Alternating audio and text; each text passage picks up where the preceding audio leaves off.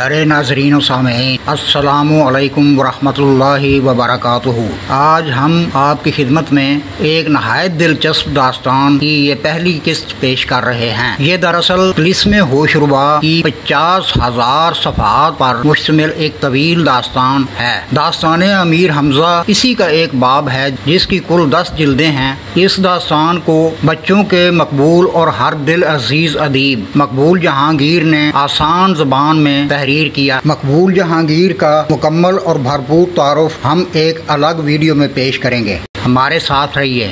इस सिलसिले का पहला टुकड़ा जवाहरात का ख़जाना आपकी नज़र है। सैकड़ों बरस गुजरे, ईरान के मुल्क पर एक बादशाह कबाद कामरान हुकूमत करता था। शहर मदाइन उसका दारुल हुकूमत था। उसकी हुकूमत में रईयत खुशहाल थी। अमीर गरीब सब चैन की बंसरी बजाते थे।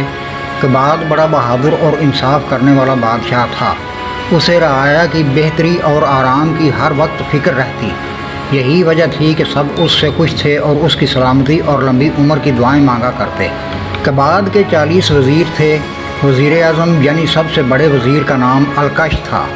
ये बहुत अक्लमंद था और बादशाह हुकूमत के काम उसी के मशवरे से करता था। वज़ीरों के अलावा बादशाह के दरबार में 700 आलिम और 700 नजूमी भी थे। ये लोग बादशाह को दानाई की बातें बताते थे। उन्हीं दिनों शहर मदाइन में हज़रत दानियाल अलैहिस्सलाम की औलाद में से एक नहायत नेक और सीधा सादा शख्स भी रहता था। उसका नाम ख्वाजा बख्श जमाल था। वो नजूम में इस कदर माहिर था कि लोग दूर दूर से उसके पास अपनी किस्मत का हाल मालूम करने के लिए आते थे। बख्श जमाल जो कुछ बताता वो सब सच निकलता। अगर वो चाहता तो अपने उस हुनर की बदौलत चंद रोज़ के अंदर अंदर मालदार बन जाता, लेकिन वो लालची न था। कभी किसी से कुछ न मांगा। हाँ, जो कोई उसे अपनी मर्ज़ी से कुछ देता वो शुक्रिया के साथ ले लेता। आहिस्ता आहिस्ता ख्वाजा बख्श जमाल के इल्म की शोहरत वज़ीर अलकश के कानों तक भी पहुँची और उसके दिल में बख्श जमाल से मिलने की आरजू करवटें लेने लगी। उसने अपने एक ग़ुलाम को बख्श जमाल के घर भेजा ताकि वो उसे अपने साथ महल में ले आए, लेकिन बख्श जमाल ने ग़ुलाम के साथ जाने से इनकार कर दिया और कहा, अगर वज़ीर अलकश मुझसे मिलना चाहते हैं तो उन्हें मेरे घर आना चाहिए। मुझे उनसे मिलने की ख्वाहिश नहीं, मैं उनके महल में नहीं जाऊँगा। ग़ुलाम ने यही बात अलकश से जाकर कह दी। अलकश पहले तो गुस्से से लाल पीला हुआ कि एक मामूली आदमी की ये जुर्रत कि वो वज़ीर के बुलाने पर ना आए और टका सा जवाब दे दे, लेकिन फिर कुछ सोच कर वो खुद ही उसके पास पहुंच गया। बख्श जमाल ने उसको बड़ी इज्जत से अपने पास बिठाया, खातिर तवाज़ो की और कहा, जनाब वाला, मैं एक गरीब आदमी हूँ। मेरे घर आपका आना मेरी खुश नसीबी है। फरमाइए कि मैं आपकी क्या खिदमत कर सकता हूँ। हमने सुना है कि तुम्हें नजूम में कमाल हासिल है। तुम गायब की बातें बताते हो। क्या तुम हमें ये कमाल सिखाओगे? ये सुनकर ख्वाजा बख्श जमाल चंद लम्हे चुप रहा, फिर कहने लगा, जनाब, मैं क्या और मेरा कमाल क्या? बुज़ुर्गों से जो कुछ मुझ तक पहुंचा है उसे मैंने अपने सीने में महफूज कर रखा है। अगर आप ये इल्म हासिल करना चाहते हैं तो मुझे क्या इनकार है, लेकिन जनाब को इसके लिए मेरे ही घर आना होगा। हमें तुम्हारी ये शर्त मंजूर है, वज़ीर अलकश ने कहा, और फिर ख्वाजा बख्श जमाल का इम्तिहान लेने के लिए उससे चंद बातें पूछीं, जिनका उसने हिसाब लगाकर ऐसा जवाब दिया कि अलकश हैरत से उसका मुंह तकने लगा, क्योंकि ये वो बातें थीं जिन्हें खुद अलकश के सिवा दुनिया में कोई और शख्स नहीं जानता था। अलकश रोज़ाना बख्श जमाल के घर जाता और उससे इल्म नजूम सीखता। आहिस्ता आहिस्ता उन दोनों में बहुत मोहब्बत हो गई और नौबत यहाँ तक पहुँची कि अगर किसी रोज़ उनकी मुलाकात न होती तो दोनों बेचैन रहते। बख्श जमाल ने अपने दोस्त वज़ीर अलकश को बड़ी मेहनत से नजूम की तालीम दी और अलकश सब कुछ बहुत जल्द सीख लिया। अब वो भी दूसरों की किस्मत का हाल बताया करता और उसकी बताई हुई बातें सच निकलती। एक रोज़ अलकश ने अपने दोस्त बख्श जमाल की तकदीर का हिसाब लगाया तो उसे मालूम हुआ कि आने वाले 40 दिन बख्श जमाल के लिए सख्त मनहूस हैं। वो उन 40 दिनों में घर से बाहर निकला तो उसकी जान को ख़तरा है। ये देखकर वो सख्त परेशान हुआ।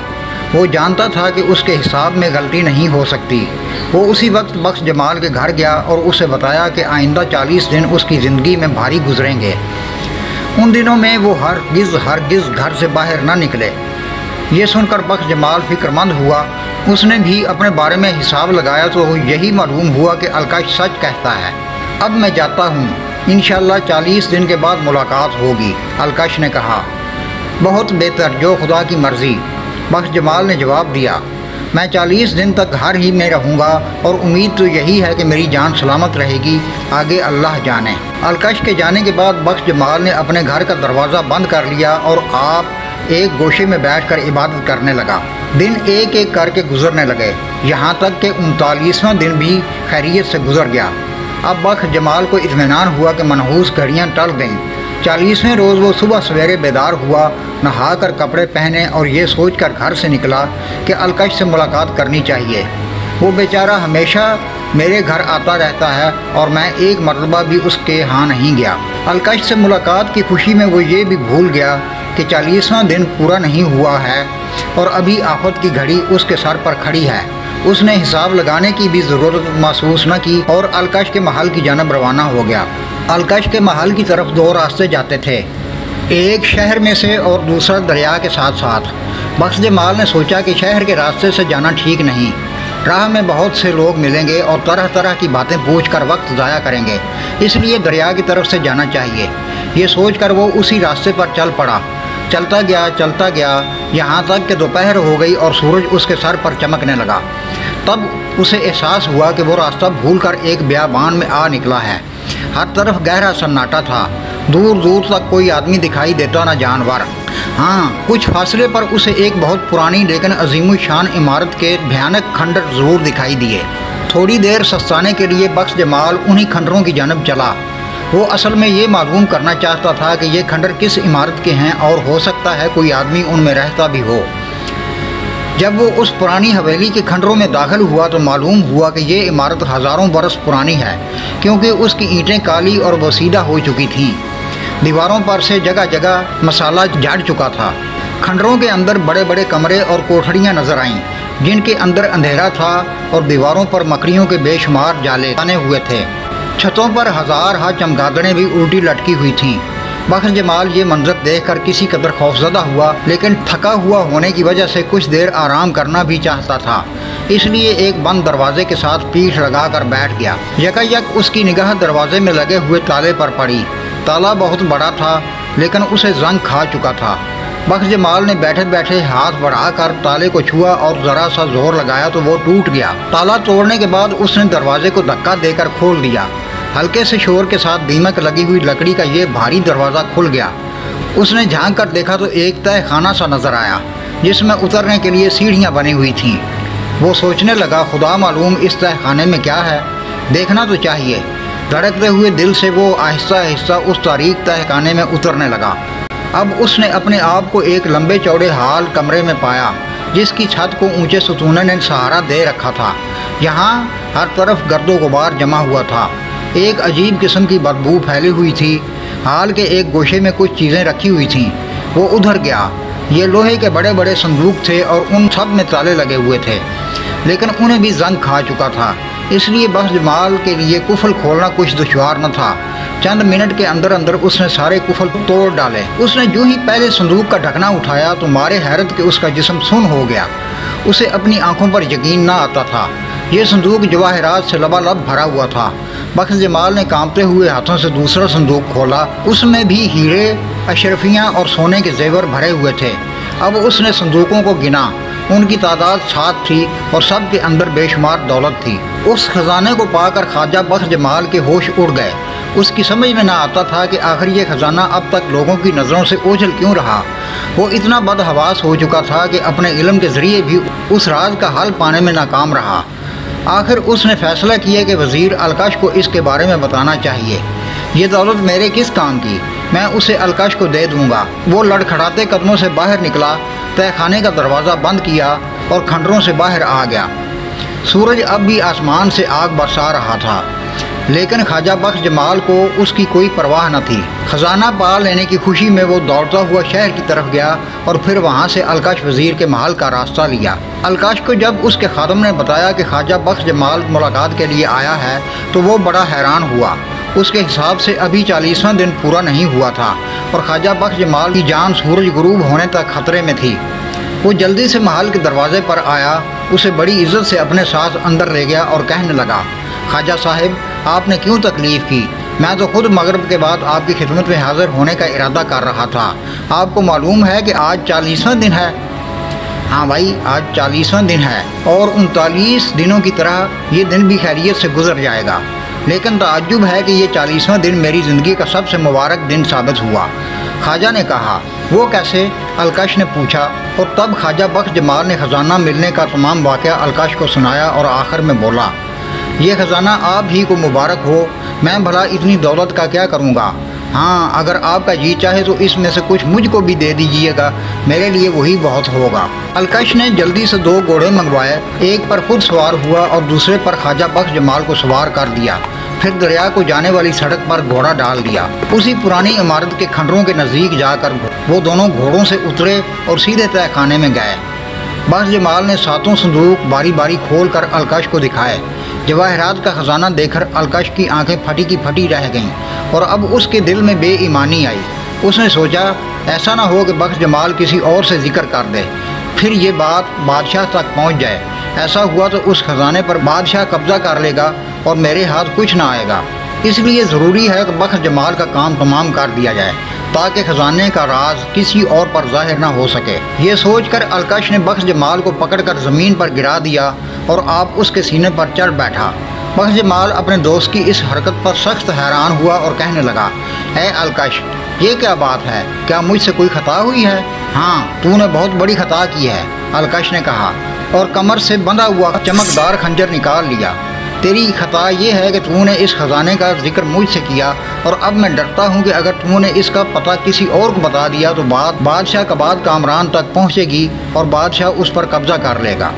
تیری زبان ہمیشہ ہمیشہ کے لیے بند کرنے کی صورت یہی ہے کہ تجھے موت کے گھاٹ اتار دوں۔ یہ سن کر خواجہ بخش جمال کی آنکھوں کے آگے اندھیرا چھا گیا۔ وہ عاجزی سے کہنے لگا، میں وعدہ کرتا ہوں اس خزانے کے بارے میں کسی سے ذکر نہ کروں گا۔ الکش نے کہا لگایا اور بولا، بکواس بند کر، تو اپنی جان بچانے کے لیے قسمیں کھا رہا ہے، مجھے تیری قسم کا کوئی بھروسہ نہیں، تجھے اب مرنا ہے، تیار ہو جا۔ خواجہ بخش جمال نے بہتری خوشامد کی مگر بے رحم الکش کو ذرا ترس نہ آیا۔ اس کے سر پر شیطان سوار تھا اور دولت کی چمک دمک نے اسے اندھا کر دیا تھا۔ جب خواجہ نے دیکھا کہ جان بچنے کی کوئی صورت نہیں ہے اور یہ ظالم اس کا خون بہائے بغیر باز نہیں آئے گا تو اس نے کہا، میری ایک وصیت ہے، اگر اسے پورا کرنے کا وعدہ کرو تو بیان کروں۔ بتاؤ کیا وصیت ہے وہ؟ الکش نے کہا، میرے گھر میں عنقریب بچہ ہونے والا ہے۔ خواجہ بخش جمال نے کہا، اگر لڑکا پیدا ہوا تو میری بیوی سے کہنا کہ اس کا نام بزرج مہر رکھے، میرے مرنے کی خبر میری بیوی کو نہ دینا۔ بہت اچھا، میں تمہاری یہ وصیت پوری کروں گا، الکش نے کہا اور یہ کہہ کر خواجہ بخش جمال کو مار ڈالا۔ اس کے بعد الکش باہر نکلا اور خواجہ بخش جمال کے گھوڑے کو بھی مار ڈالا۔ پھر اس نے گھوڑے اور خواجہ کی لاشیں اسی عمارت کے ایک گوشے میں گھسیٹ کر ڈال دیں، دریا پر جا کر ہاتھ پیر دھوئے اور اپنے گھوڑے پر سوار ہو کر محل کی طرف چلا گیا۔ اسے اب یہ اطمینان تھا کہ کوئی دوسرا اس خزانے پر قبضہ نہیں کر سکے گا۔ محل میں جا کر اس نے غلاموں اور سپاہیوں کو جمع کیا اور رات کی تاریکی میں سارا خزانہ وہاں سے اٹھا کر محل میں لے آیا۔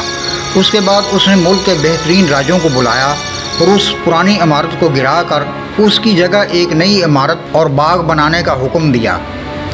ہزار ہا راج، بڑھئی، لوہار اور باغبان دن رات کام کرنے لگے اور چند مہینوں کے اندر اندر انہوں نے دریا کے کنارے ایک عالی شان محل بنا کر کھڑا کر دیا۔ الکش محل اور اس کے باغ کو دیکھ کر بے حد خوش ہوا اور اس کا نام باغ بے داد رکھا۔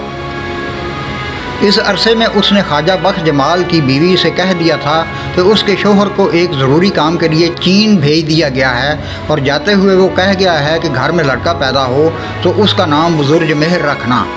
کچھ دن بعد خواجہ بخش جمال کے گھر ایک چاند سے لڑکے نے جنم لیا تو اس کی ماں نے اس کا نام بزرج مہر رکھا۔ عزیز ناظرین و سامعین، بخش جمال کے بیٹے بزرج مہر کی پیدائش کے بعد کیا واقعات پیش آئے اور بخش جمال کی بدنصیب بیوہ کو کن بدتر حالات سے گزرنا پڑا، اس کی تفصیل ہم آئندہ ویڈیو میں بیان کریں گے۔ ہمارے ساتھ رہیے، اس بہت ہی عجیب داستان کو دیکھتے اور سنتے رہیے۔ ہم انشاءاللہ اسے دلچسپ انداز میں آپ کی خدمت میں پیش کرتے رہیں گے۔ اللہ نگہبان۔